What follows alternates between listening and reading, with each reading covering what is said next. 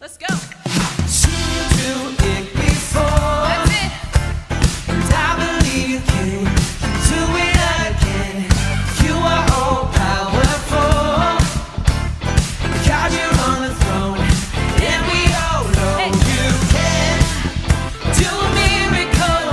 You're the Lord of all, you're able.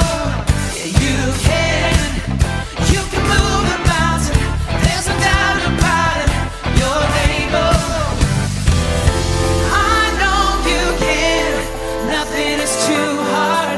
Nothing is too hard for you. I know you can. There is no other, nobody greater than you.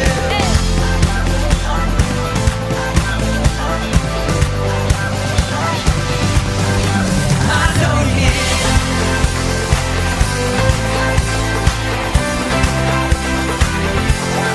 I know you can.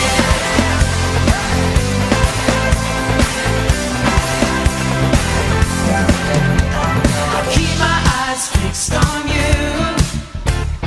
Nothing's gonna take this praise away. I'm holding on tight to you. You're the only one who makes a way. You can do a miracle. You're the Lord of all. You're able. Yeah, you can move a mountain. There's no doubt about it. You're able. Come on, sing it out. I know you can. Nothing is too hard. Nothing is too hard for you. I know you can. There is no other, nobody greater than you. Come on, put your hands together.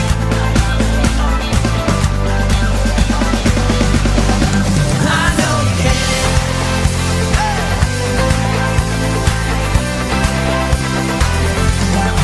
I know you can.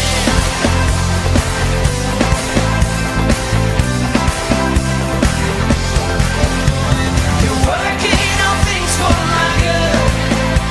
You're turning it all around. Jesus, you'll always be good. In your presence I will be found. Come on, would you just lift your hands into the air right now? Would you begin to give Jesus the kind of praise that he's worthy of? I don't know what you came in here facing today, but I can tell you this. Our God is a mountain mover. He is a wind shaker. Come on. Jesus, we give you all the glory, Lord. Oh, there's no one like you. Oh, there's no one like you. Come on, praise him. Praise him. Praise him. Hey. You're working all things for my good. You're turning it all around. Jesus, you'll always be good. In your presence I will be found. Come on, give him a shout of praise.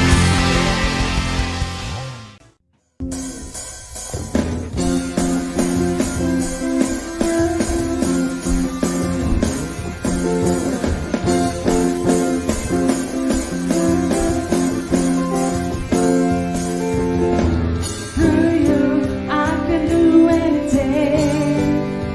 I can do all things. 'Cause it's you who gives me strength. Nothing is impossible. Through you, blind eyes are open. Strongholds are broken. I am living by faith. Nothing is impossible.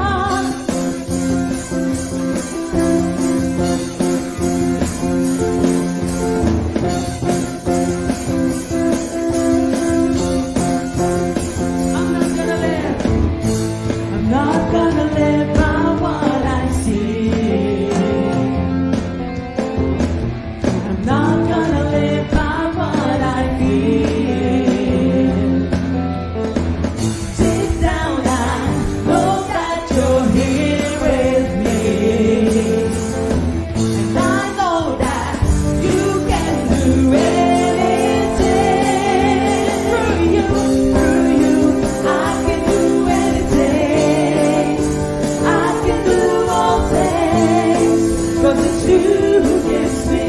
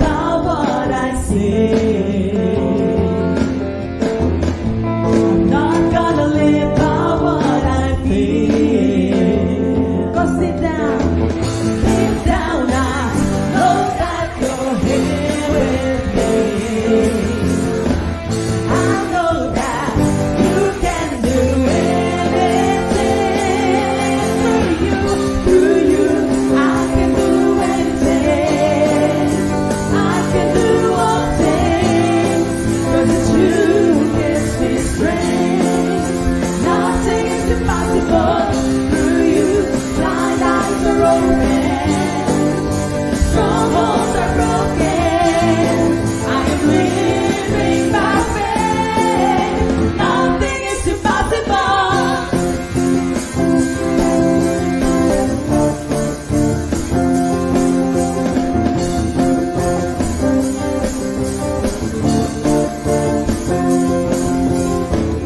I believe, I believe. I believe, I believe in you. I believe, I believe. I believe, I believe in you. I believe, I believe. I believe, I believe in you. I believe, I believe. I believe, I believe in you. Through you, I can do anything. I can do all things, 'cause it's you who gives me strength. Nothing is impossible through you. Blind eyes are open, strongholds are broken. I am living by faith. Nothing is impossible. I believe, I believe. I believe, I believe in you. I believe, I believe. I believe, I believe in you. I believe, I believe. I believe, I believe in you. I believe, I believe.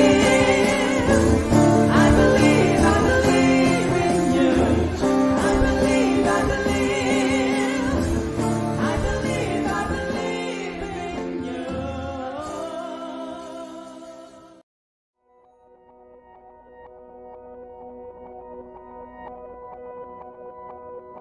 The glory of God is the manifest beauty of His holiness. It's the going public of His holiness. It's the way He puts His holiness on display for people to apprehend. The heavens are telling the glory of God. What does that mean? It means He's shouting at us. He shouts with clouds. He shouts with blue expanse. He shouts with gold on the horizons. He shouts with galaxies and stars. He's shouting, I am glorious.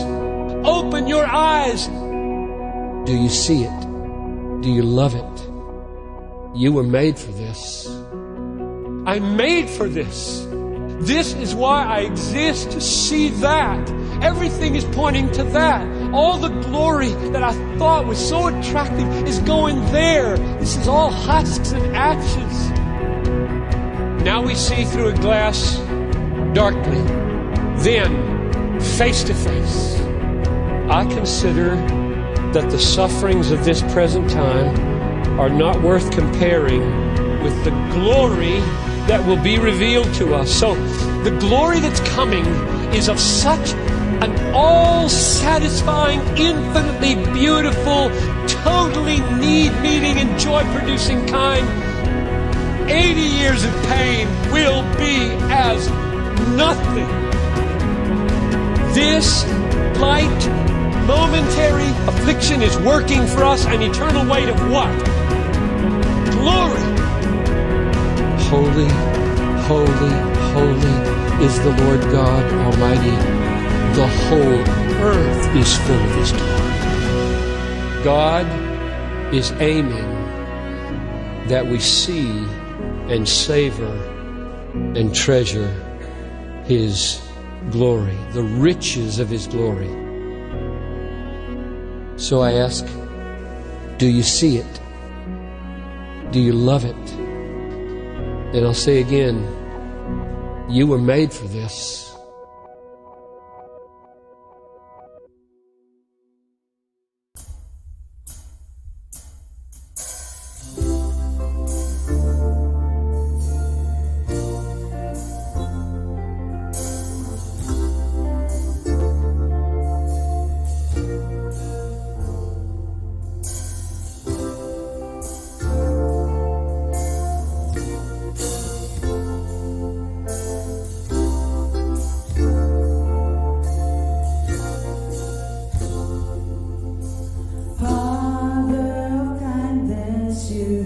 poured out grace. You brought me out of darkness. You have filled me with peace. Giver of mercy, oh my help in time of need. Lord, I can't help but see. Faithful you are, faithful forever you will be. Faithful you are, all your promises are yes and amen. All your promises are yes and amen.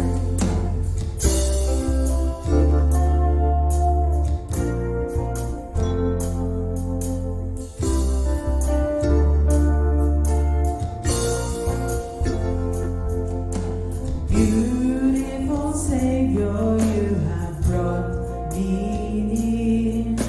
You pulled me from the ashes, you have broken every curse.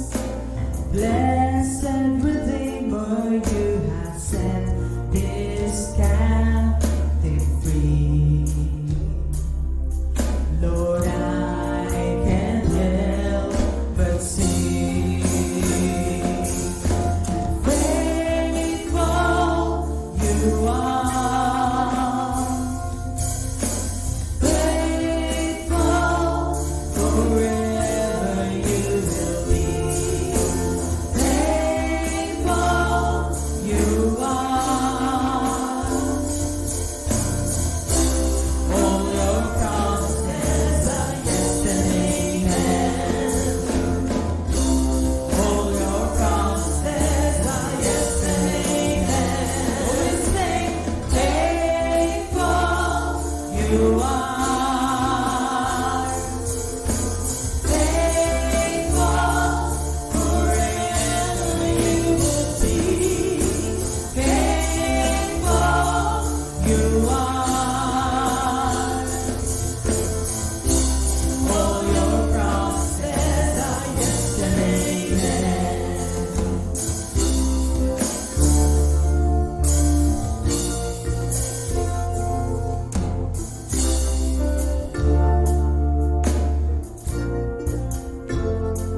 I will rest in your promises. My confidence is your faithfulness. Oh, I will rest in your promises. My confidence is your faithfulness. Oh, I will rest in your promises. My confidence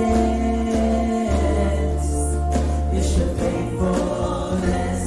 Oh, I will rest in your promises.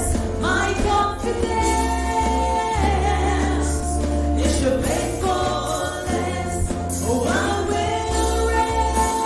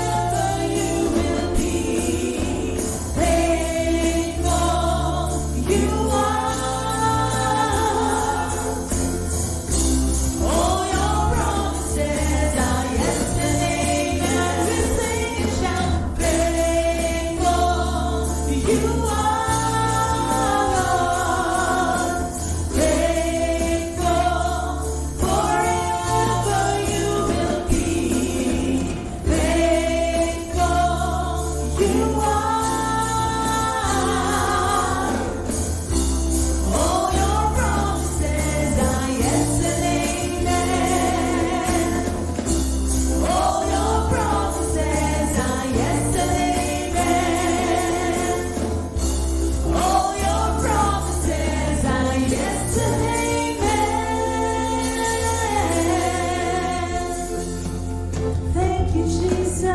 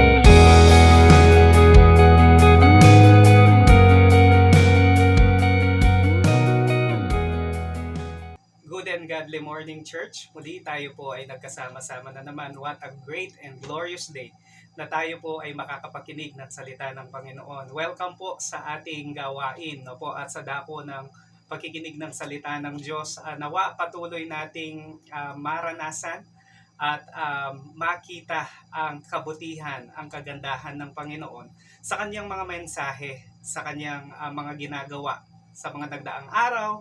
No po, isang linggo na naman ang lumipas.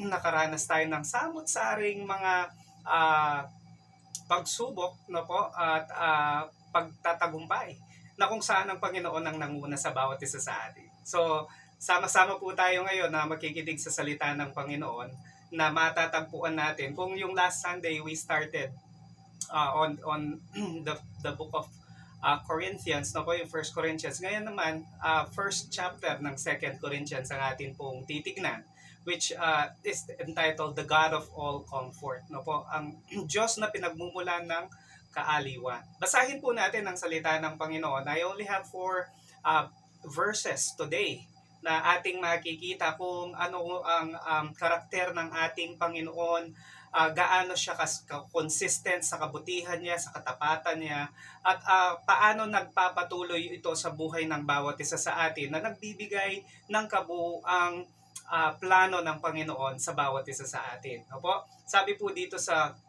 2 Corinthians chapter 1 verses 2 to 5. Opo? Sabi po dito, sumainyo ang biyaya at kapayapaan na mula sa Diyos ng ating Ama at ng Panginoong Hesukristo, ang Diyos na nagbibigay ng lakas loob sa ating lahat.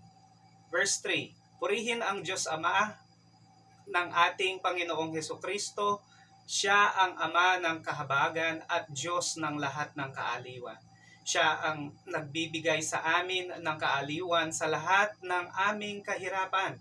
Ito ay upang maaliw namin silang mga nasa kahirapan sa pamamagitan ng kaaliwan na kung saan inaliw kami ng Diyos. Last verse po, Ito ay sapagkat kung papaanong ang paghihirap ni Kristo ay sumasagana sa amin, gayon din naman sa pamamagitan ni Kristo, sumasagana ang aming kaaliwan. Ang Diyos po ang patuloy na magdagdag ng kapahayagan at biyaya sa pagkabasa ng kanyang banal na salita. So makikita natin dito sa passage na to, no po, ang karakter na ipinapakilala ng unang verse, no po, na ating binasa sa chapter 2, grace and peace to you from God our Father and the Lord Jesus Christ. So this morning, let us accept the grace of God. Let us accept the peace coming from the Word of God, the presence of God, and experience the power of God. Kaya sa oras pong ito, sama-sama po nating tignan the person and the consolation na ibinibigay ng ating Ama, ng ating Panginoon sa bawat isa sa atin. Opo, kung titignan mo dito, sumainyo ang biyaya at kapayapaan na mula sa Diyos na ating Ama at ng Panginoong Hesukristo. So nakikita po natin dito yung relationship na po ng dalawang persona ng pagka-Diyos. Makikita rin natin dito ang biyaya at ang kapayapaan na nagmumula sa ating nabasa sa Diyos Ama at sa kanyang anak na ang ating Panginoong Hesukristo. Alam niyo po, kung titignan po natin dito, we are blessed.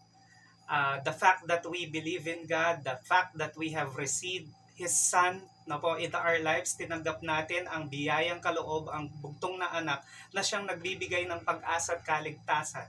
No po, at ang kapayapaan na nagmumula sa Diyos at ang hindi matapos-tapos na biyaya na nanggagaling sa ating Panginoon, na Panginoong Ama. Kaya makikita po natin, we are blessed by God for His support. No po, even the Father of our Lord Jesus Christ, the Father of all mercies, and the God of all comfort. Alam niyo po, hindi po exempted ang bawat isa sa mga pagsubok, sakit, name it. No po, kung ano yung nararanasan ng unbelievers, nararanasan din ng believers. No po, hindi po tayo exempted dahil pare-parehas tayong nandito sa panahong ito, sa lugar, no po, sa sitwasyon at sa mundong ito. No po, we all experience the same, no po, umuulan, at sobrang init, may sakit, walang sakit, no po. Makikita natin na hindi nawawala at hindi nagkukulang ang bawat isa sa pagsubok na dinadaanan, no po. Tayo po ay pare-parehas na may dinadaanan, pero ang sarap po ng isang Kristiyano, ang buhay niya ay nakahawak sa isang makapangyarihang Panginoon, ang ating Diyos. No po, na titignan natin, the Father of mercies and the God of all comfort. No po, when we call on Him, when we pray to Him, no po, He will be right there to support us. No po, our help comes from the Lord. We are blessed by every spiritual blessing. Alam niyo po, hindi pa natin hinihingi ang mga pagpapala. Ang Panginoon ay inihanda na ang bawat kaloob na yan ng pagpapala. Makikita mo po yan sa Ephesians 1 verse 3, Blessed be the God and Father of our Lord Jesus Christ, who hath blessed us with all spiritual blessings in heavenly places in Christ. So sa ating pagkikipag-isa sa ating Panginoong Jesus, no po, tinanggap po natin ang all spiritual blessings. Kaya yung power and authority, if you have in Christ, you can do all things. Definitely sa pamamagitan ng kapangyarihan na nakay Kristo na siyang nasa sa iyo at nasa sa akin. Wow! So makikita mo dyan yung support ng Ama, yung blessing niya na sa bawat isa sa atin dahil sa pakikipag-isa natin kay Kristo Jesus. Ito pa po yung pangatlo na meron tayo. We are not just blessed to have God in our lives. We are that God himself, no po, his support is in us and for us. His spiritual blessings have been given to us. And lastly, makikita mo dito, we are blessed by God for his salvation, yung kaligtasang ibinigay niya sa bawat isa sa atin na kumilala, tumanggap sa kanyang bugtong na anak. No po, sabi po dito, blessed be the Lord, blessed be the God and Father of our Lord Jesus Christ, which according to his abundant mercy hath begotten us again unto a lively hope. Sa ibang version po, unto a living hope by the resurrection of Jesus Christ from the dead. So ang isang mananampalataya at naniniwala at nagtitiwala sa Diyos, no po, ang kanyang pag-asa ay hindi nakarest dito. Ang ating pag-asa ay nakatuon tayo sa muling pagkabuhay ng ating Panginoong Jesus. Dahil kung ano yung meron niya, yun din yung nasa sa atin. No po, yung every spiritual blessings, yung power, love, authority, wisdom coming from Him, no po, gamitin po natin, i-activate po natin. Instead na nadadala tayo ng mga kaabalahan sa mundong ito, mga problema sa mundong ito, mga challenges sa mundong ito, no po, take the challenge head on. Because God is with you, God is for you. Kaya there is comfort, no po, in the midst of all the extended lockdowns, extended quarantine, no po, or sometimes yung COVID mismo ay na-extend na sa mga pamilya natin at nawa patuloy po tayong pagtibayin. At alam po, pinagtitibay tayo ng Panginoon sa bawat hinaharap natin, sa bawat hamon, no po, kasama natin ng Diyos. Yan. So yung titignan po natin dito, ang biyaya ng Panginoon ay patuloy na sumasagana sa buhay ng bawat isa sa atin. Though we don't deserve it, no po, and His mercies, no po, is always there na He spares us from bad things we deserve, no po, yung habag ng ating Ama, habag ng ating Panginoon ay nandyan, no po, sa bawat isa sa atin, and yung blessings na nananagana kahit na ganito ang sitwasyon. Kung titingnan niyo po, marami pa rin ang mga taong nakakapagbigay, no, nakakapagbigay ng pasalamat sa Panginoon, ng papuri sa Panginoon, ng panalangin, ng may pagpapasalamat sa ating Panginoon, no po. Blessings are when He is generous with both. Kaya makikita mo diyan, His love, His mercy, His grace, no po, is sufficient. Makikita mo dyan in times of need. At makikita mo ang perfect na pagkilos at paggawa ng Panginoon sa buhay ng bawat isa sa atin. So, the God of all comfort's character assures us na po, that He is there for us and we have the support that we need to move on. Kung yung pinag-aralan natin ay increasing capacity because we are being supplied with all surpassing, no, blessings coming from His throne. Kaya we can face life, we can live life head on, and we can look forward to a glorious day. The best is yet to come dahil paparating ang ating Panginoon, ang ating Panginoong Jesus, the King of Kings and the Lord of Lords. Kaya yan po yung sineselebrate natin each time that we remember Him, no po, na nararanasan natin. We are more than conquerors, sabi po niyang salita niya.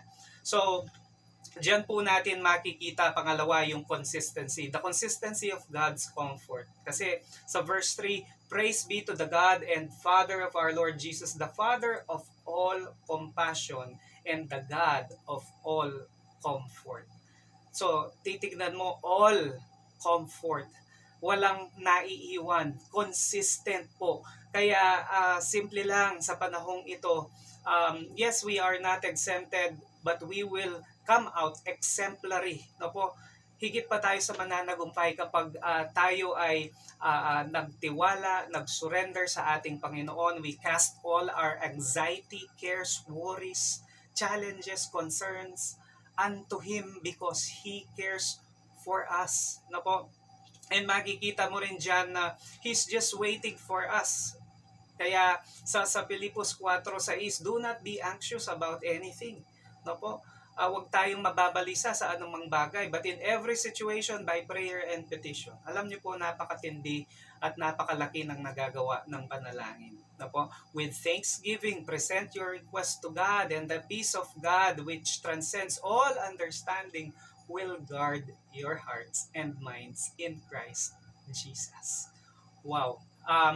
Sa salita pa lang ng Panginoon, punong-puno na ng pag-asa, punong-puno na ng inspirasyon, na kung ano man yung kaabalahan, kaguluhan, no? Naguguluhan ka, nagugulumihanan ka, kapatid, you cast and give it to God in prayer. And with that prayer, offer it in faith and seal it with thanksgiving through the mighty name of our Lord Jesus Christ.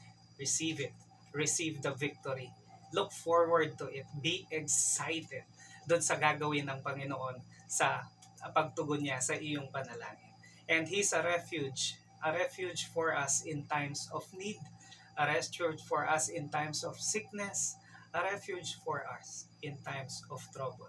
So sabi po dito, you will keep in perfect peace those whose minds, na po, sa Isaiah 26, whose minds are steadfast because they trust in you.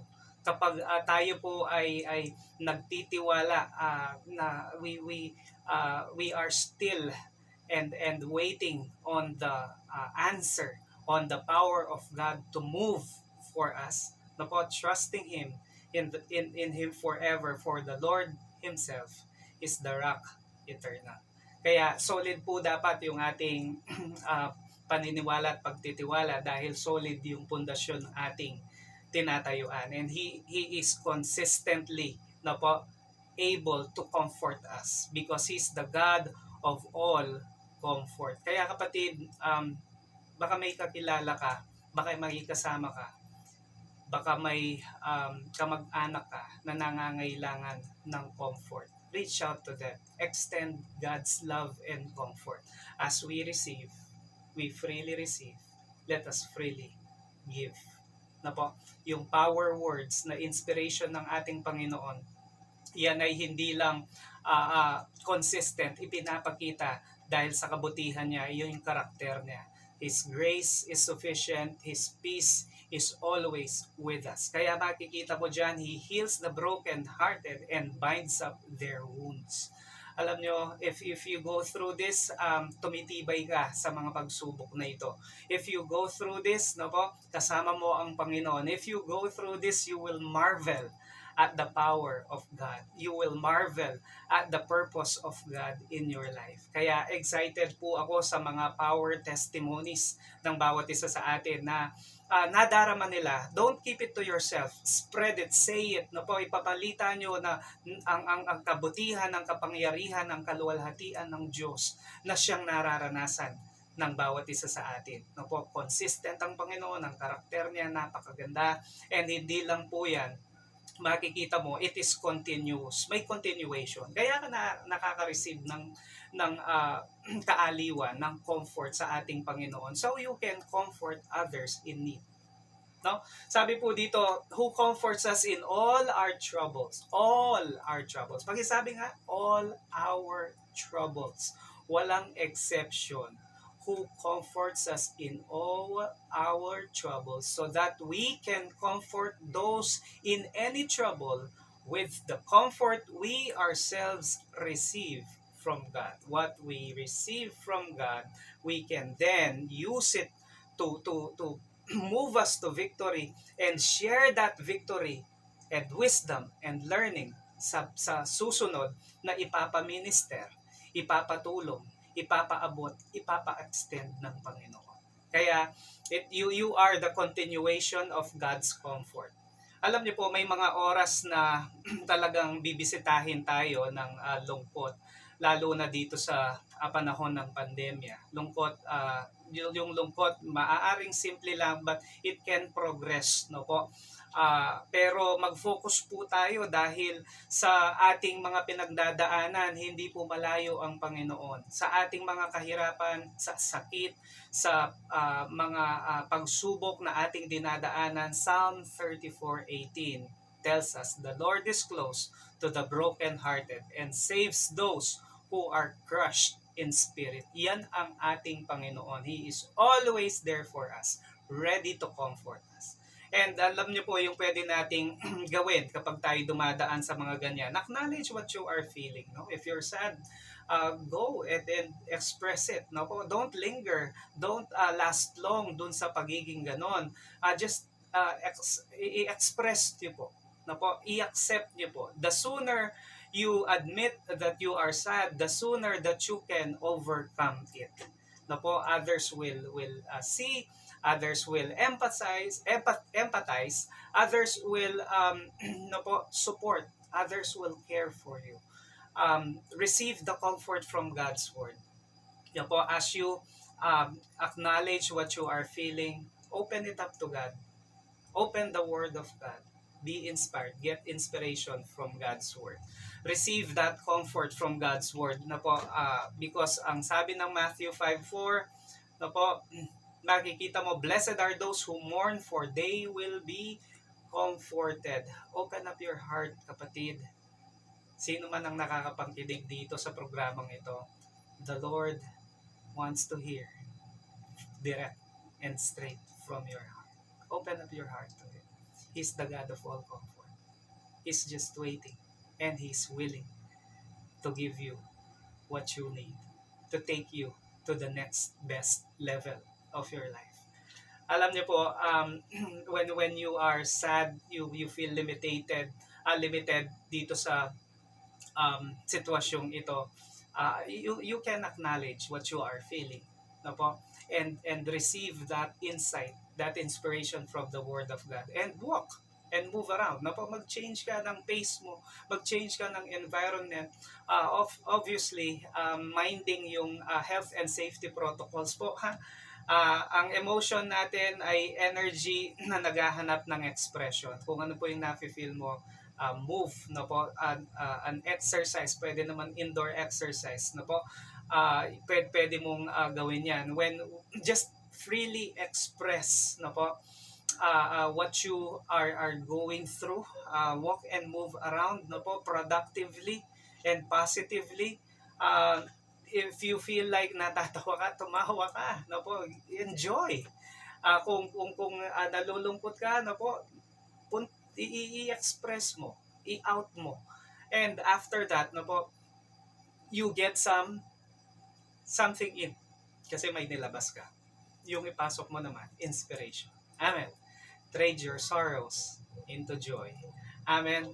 Listen to uplifting music. Napakagandang input yan sa bawat buhay ng bawat isa dito. No po, kahit naka-quarantine ka, naka-limit ka, if you have that praise and worship lineup list compilation sa phone mo, kung saan ka man, no po, be inspired. Continuous yung inspiration. Di ka man makapagbasa, makakapakinig ka naman. Amen. And hindi lang yun.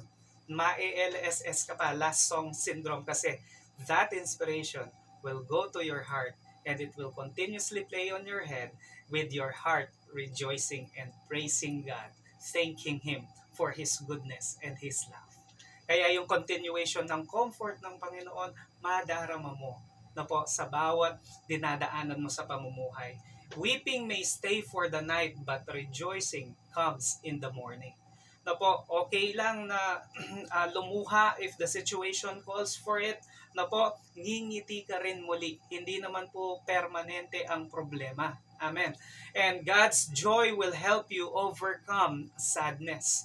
Kaya, yun, doon tayo humugot, doon tayo kumuha. The joy of the Lord is our strength, and yung sorrows natin, panandalian lang, na po, because joy comes in the morning, sabi ng Psalms 30 verse 5.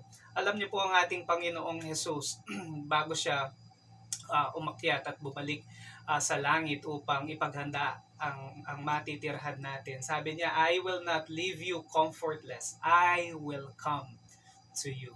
Kaya kapatid, ikaw ba'y low bat na, low energy, your hope is getting lesser and lesser, thinner and thinner?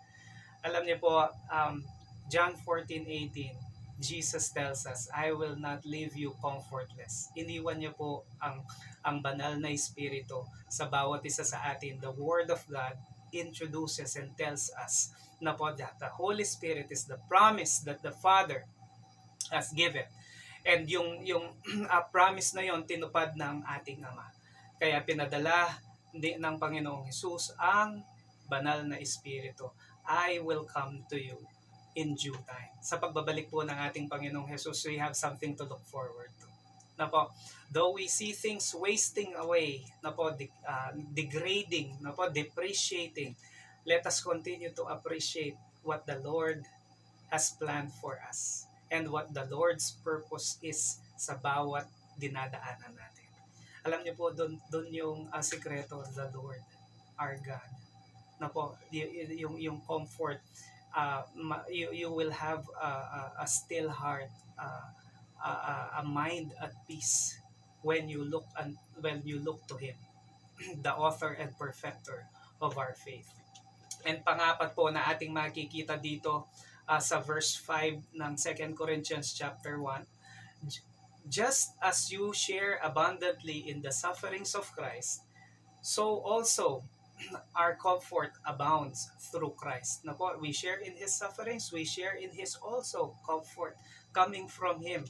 Kaya makikita mo dyan na po, kung gaano kami ang mga paghihirap natin dahil kay Kristo, ganun din karaming beses niyang pinapalakas ang ating loob. Alam niyo po, kahit naka-lockdown, kahit pandemic, kahit struggling yung lahat na po, struggling sa work, struggling sa finances, struggling sa ministry, but you know what?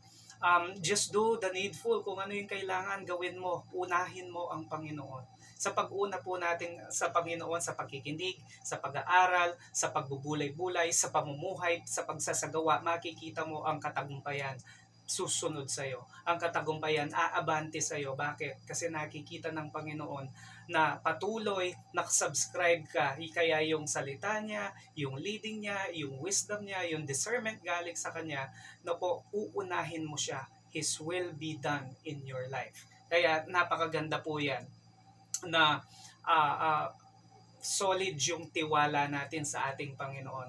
Because ang kabaliktaran ng naniniwala ay nagdududa. Na po, doubt. Kung titignan mo, doubt has killed more dreams than mistakes. Na po, mas marami pang nagduda kaysa sa mga nagkamali. And that, na po, defeated the plan na maganda ng Panginoon.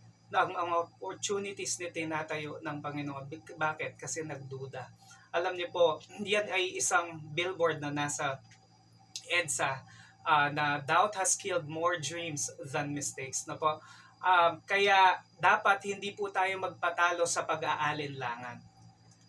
Pakisabi po sa iyong katabi, huwag tayong magpatalo sa pag-aalinlangan. Na po, if we are in Christ, na po, you can do all things through Him. Amen? Sa Philippians 4:13. Yun po yung verse na nasa sapatos, nasa trunks ng boksingero, na si Holyfield, nung kinalaban si Mike Tyson, I can do all things through Christ who strengthens me. Yung undefeated, yung mahirap na kalaban, napatumba niya dahil sa pangunguna at kapangyarihan ng Panginoon.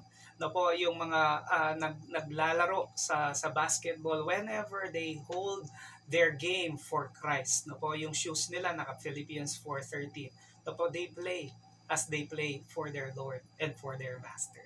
Kaya yung inspiration, naranasan nyo ito po ba yun? Yung naglalaro ka at yung inspiration mo nanonood sa'yo. Right?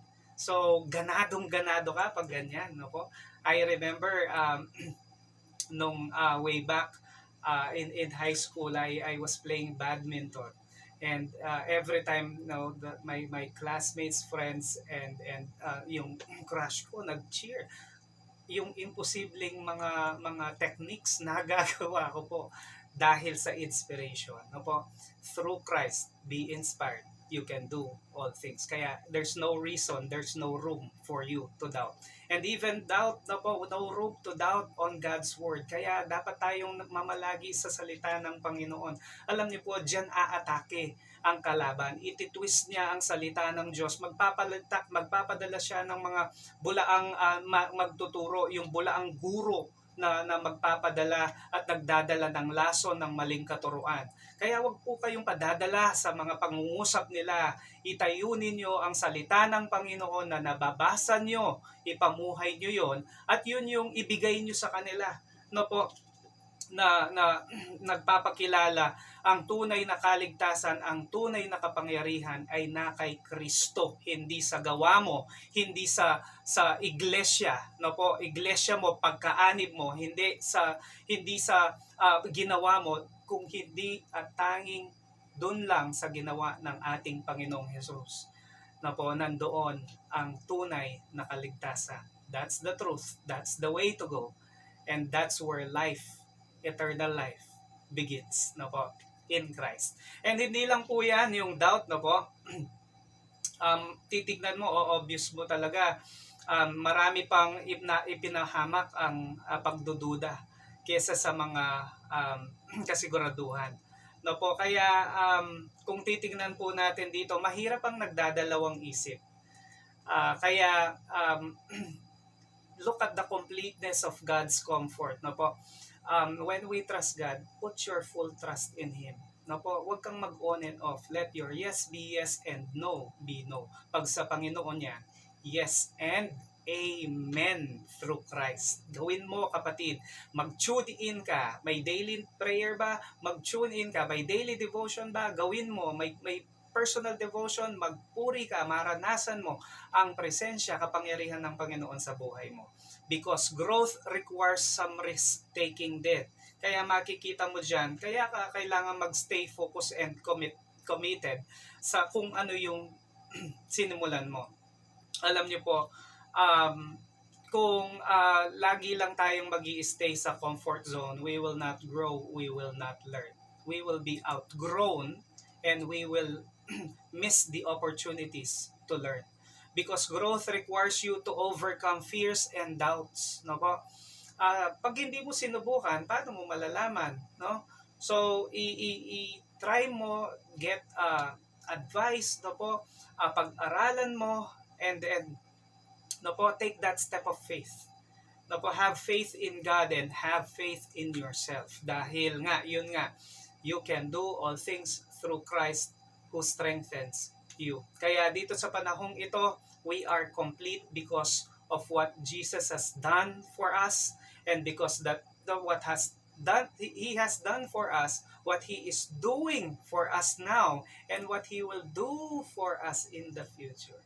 Yun po yung confidence. That's why He is the God of all comfort. Kaya kung may discomfort ka, discouragement ka sa buhay na po, na pilit na nag-a-attach sa iyo, na po, balik tayo, the God of all comfort. The Lord is His character, na po, His grace and peace, yun po yung ibinibigay niya.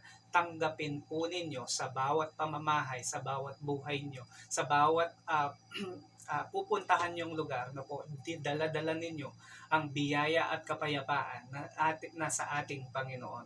And hindi lang po yan, purihin po natin ang Panginoon dahil patuloy ang kanyang pagbigay ng kaaliwan sa bawat isa, ang pag-ibig niya, ang pag-aaruga niya sa bawat isa. No po, we may not see the virus, but the Lord knows how to protect us, how to care for us. So, no? Kung nandun man tayo sa sitwasyon na yon, He will provide, but my God shall supply all my needs, all our needs according to His riches and glory. Kaya continuous na na-experience natin ang comfort ng Panginoon so that we can comfort those in trouble. As we receive the comfort from God, no po, padapa po natin ang pag-ibig ng Panginoon sa kanila. Nauso po yung community pantry, no po. it's become a hit here. Pero actually, last year nakita ko na yan na ginawa sa ibang bansa. Pero alam niyo po, sama-sama po tayo, tulong-tulong po tayo. It is more blessed to give than to receive. Amen?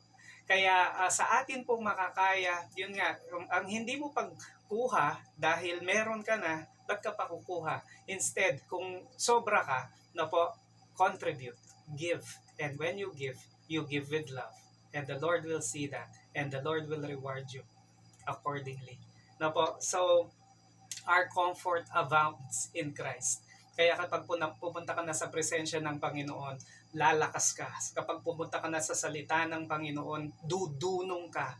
Na po, makakatayo ka at makakaabante ka, makakalipad kang muli. You will fly above your storms. What storms of life may bring. Na po, hindi mo sasalubungin yan. You will fly on top of them. Because of the power and wisdom and the presence of the Lord, no, serving as your strength. Kaya sasagana ang bawat isa. Hindi lang po increase sa capacity last week.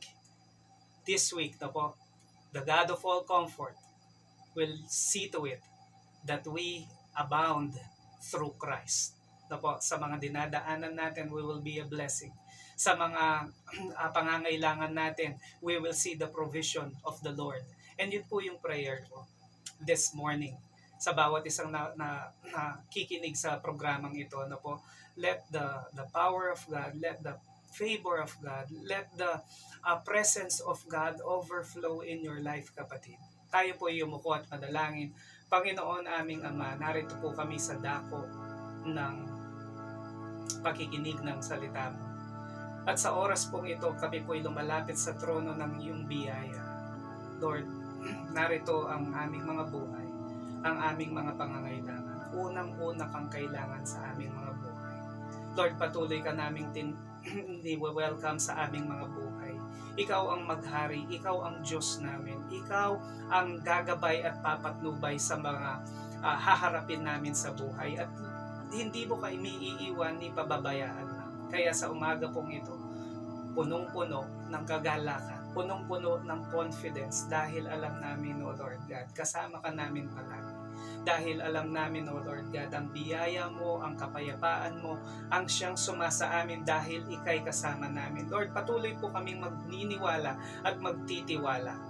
Kaya Lord, sa anumang mga dinadaanan namin, O Lord God, ito po yung nagbibigay ng karunungan sa bawat isa, kalakasan, O Lord God, dahil ikaw ang nagiging source namin.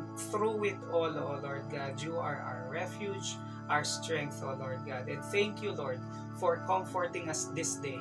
And for the coming days, O Lord God, we will stay and abound in the comfort coming, O Lord God, from your presence through Christ. Be magnified, be glorified in our lives, O Lord God. Ang mga nangangailangan ng kagalingan, ang mga nangangailangan, Lord, ng panggastos, Lord, provide protection, O Lord God.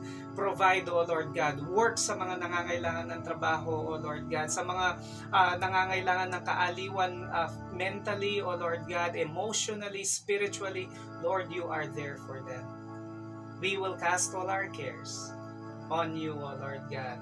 We will pray, O Lord God, and say our petitions and thanks, O Lord God, dahil may Diyos kaming nakikinig, dahil may Diyos kaming tumutugon. Kaya maluwalhati, maghari ka sa aming buhay, ngayon at magpakailan na. Ito po ang aming samot panalangin sa pangalan ni Jesus. Amen at amen.